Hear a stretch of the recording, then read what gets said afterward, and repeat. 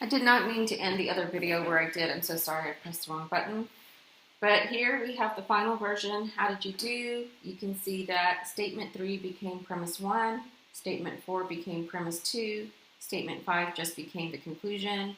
Did you imply proper writing conventions? Did you start each sentence with a capital letter?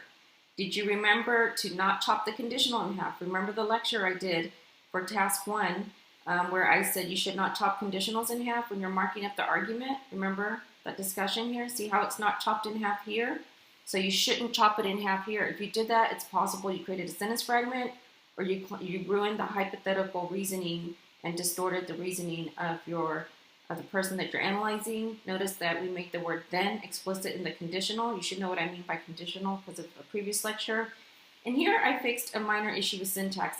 And I'm really glad about these little typos because you will be analyzing your own arguments as well.